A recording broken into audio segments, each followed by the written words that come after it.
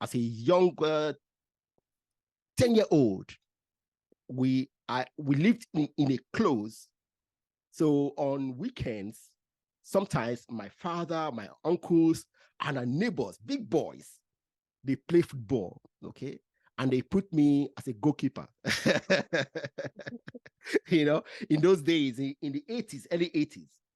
And then I was never a big football fan. But by 13 years old, my auntie, my mother's first cousin, she was the champion of oil company players in Nigeria, tennis player. So she comes to Lagos to play tournaments. So she comes with bags of tennis rackets and shoes and that and that. So because of that, I got into tennis. I know she gave me so many kits, so I started playing tennis.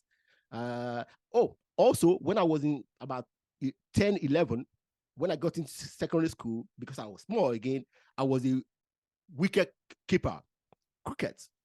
My school played cricket, so I was a wicket keeper. So I played that, and then I played tennis from the age of 13, and then at the age of 14, 1986, when the Houston Rockets played the Boston Celtics for the NBA championships. Olajuwon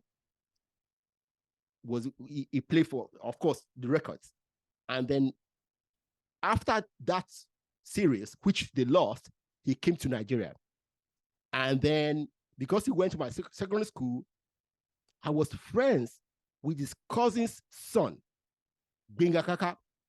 So he gave Gbenga a basketball signed, and then me and Gbenga started playing basketball.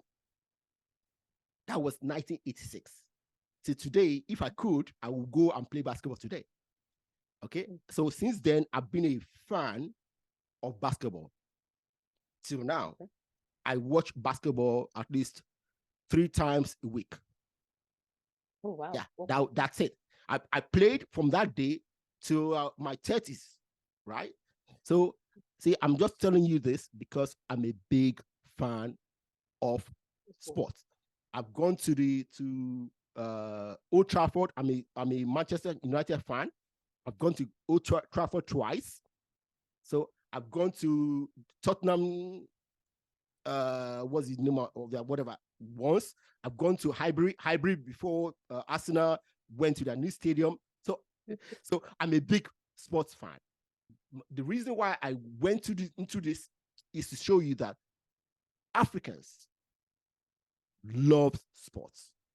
Many of us, millions of us watch and play sports, but we have not been able to take advantage of it.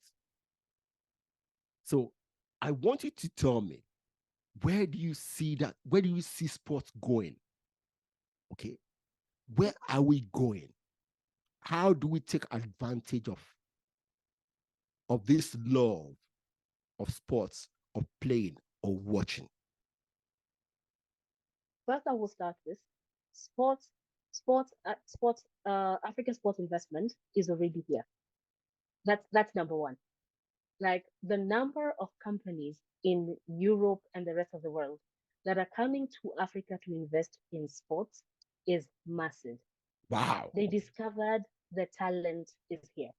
Now, the thing is, it's like we haven't caught up with that yet. And we need to.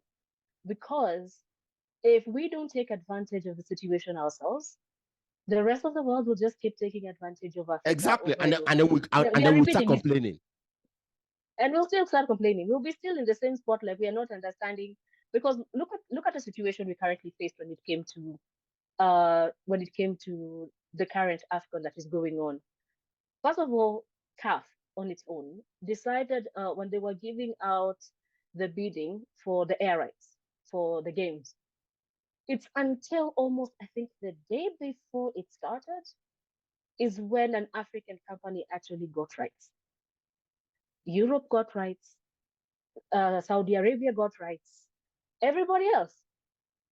It's only a point where everybody was making noise online. Like, so where the rest of us going to watch these games? And I do not want to go to Super Sport, and I don't want to go to Bing and all those channels where I have to download in order to watch. Where in Africa am I going to watch these games? Is when now the South African company actually got the rights to be able to do it. And then, of course, now some local channels, which we call the channel ones, are the ones who got the free rights, which we have like KBC, the national channels that were able to get now their free. This was on last minute. In my opinion, these were supposed to be the companies that were supposed to be first to get those rights. Okay. It's like when we're talking about anything to do with sports globally, you will not see China coming to a South African company first before they sort out their own. It's China first, everybody else later. And if you look at China, China will block everybody for a Chinese company to get the privilege. And that is how selfish Africa needs to be. When we're looking at us investing. I'm saying no. No. With us, because you see, we are the only ones who can fix our problems. Yes, the outside world can help a bit, but the solutions have to come from in-house. External forces will never come to fix our problems. They'll come to take advantage of our problems to fix for themselves. Any place I go and I realize there's an opportunity, the first opportunity that I realize is, how can I benefit from this? The second opportunity is, how can the people benefit a bit from this so that I can give them enough to show that I'm helping, while in reality, I'm using all of it. That's everybody's mentality. And that's what Africa needs to realize. We cannot be sitting around and saying we have African millionaires, but we are not seeing their impact in society. These are people we need to bring to the table, sit them down and say, listen, I have a plan. This is the plan. Let's see how we can develop it. Africa at the moment is the only continent that I have seen that does not have its own Premier League or version of a Premier League. We watch Europe, we watch China, we watch India. India is coming up very well, by the way. And we are watching Saudi Arabia doing what Saudi Arabia, it has been disrupting the La Liga and EPL really badly. We are looking at US doing its own thing. We watch all these things, but we haven't asked ourselves why we don't have our own thing. Okay. I saw people online saying that Africa, the current games should go on for 6 months. And so I was like, okay, do we have the capacity to do that? And how do we handle that? We were looking at the situation and we were asking CAF, hey, can you give us, we need tickets for the current games 6 months ago, and they came out in December, yet the games are starting in January. Are you seeing why? Because if people had tickets 6 months ago, they'll be able to book hotels, travel, flights way early in advance so that they're able to be there for this 1 month in order to. It's the first time people have been to Cote d'Ivoire. Not so many people actually were like, Ivory Coast was like the ones who were hosting. And so we were like, where is our passion? Where is the advertising? We can't expect Total Energies, that is currently the main sponsor to do 100% on.